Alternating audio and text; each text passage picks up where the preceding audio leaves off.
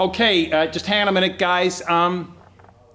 John, can you see the fairy lights behind the piano player? Yep, okay. The orange one that's about 15 up, could you change that for a blue one, please? That, I kid you not, was the great Stanley Kubrick changing a fairy light in case the public noticed that the 15th one along was orange, not blue.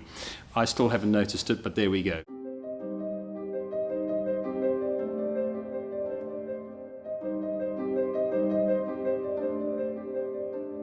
I'm Guy Barrett. I trained as an actor in South Africa at university in the early mid-80s, and then went to London where I did music for quite some time, and then fell into movies quite by chance as an extra.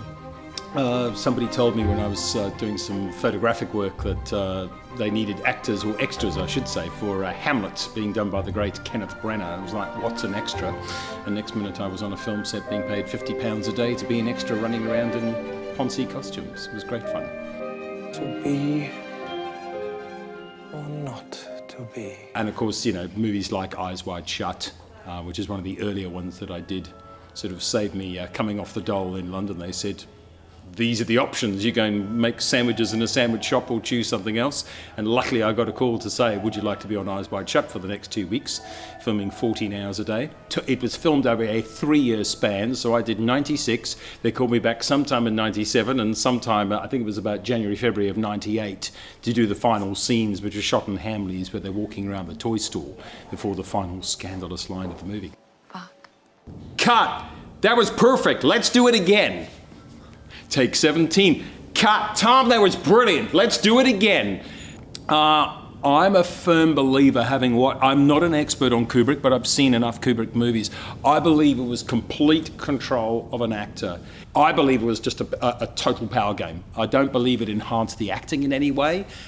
You've got Tom Cruise, that is it. There is no other bigger box office draw in the late 20th century or 21st century than Tom Cruise. And he just did take after take after take.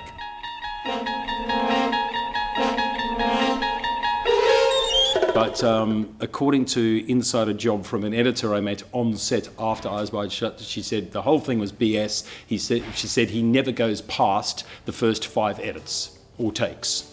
That's nuts. And we got up to 105 takes in one shot.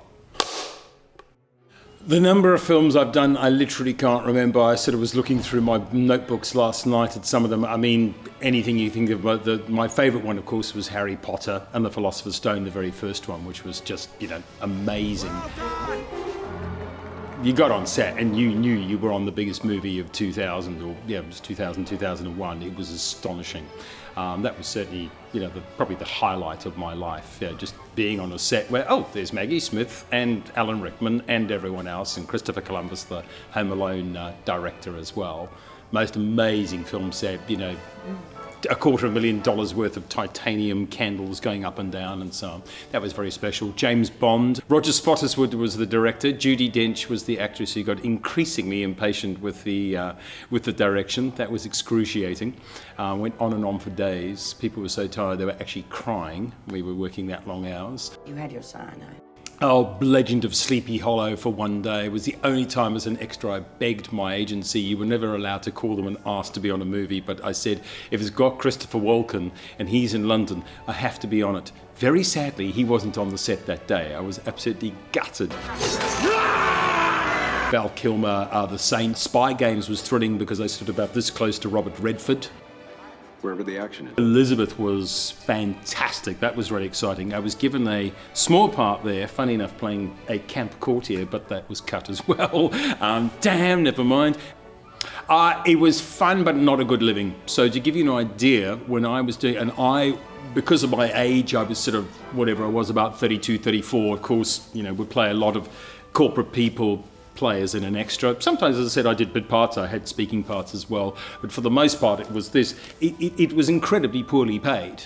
It was fine, and the people I think who won out were probably students. Oh wow, we can earn 75 quid for the day, and you know, we were on holiday and we can do that for the next 4 weeks. Bloody hell, there's 600 quid. after tax, and oh wow, there's overtime, and of course you were fed. We'll get to food in a second, which was amazing. That's the most important part of movies.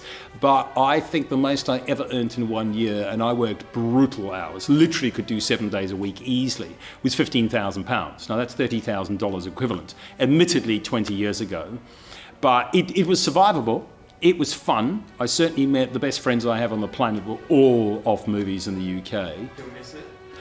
I do, because, the sad thing is I was starting to go from being an extra to getting bit parts, because after, 4 years in the industry, a lot of extras really are whinging ponces, it's, oh, when are we breaking, when are we stopping, and where's the food? It's pretty boring work if you don't engage yourself. I always said that I learnt more about shares and investment on the set of Shakespeare in Love than anything else, because I would just take all my books, sit in the corner, and for 6 weeks, in the English summer, would just sit there drinking my own coffee. I used to take my own plunger. But eventually assistant directors would go, yeah, you're a guy, because they knew exactly who you were. Could you come and do the scene here and just stand next to Nick Nolte and the shot here and the golden ball? And if you could just interact with him, and whether they used you or not didn't matter. It was great that you were being recognised, that you were capable and responsible. And I gradually started getting asked to the Actors Studio to do sort of things, but that got cut short, and that is life.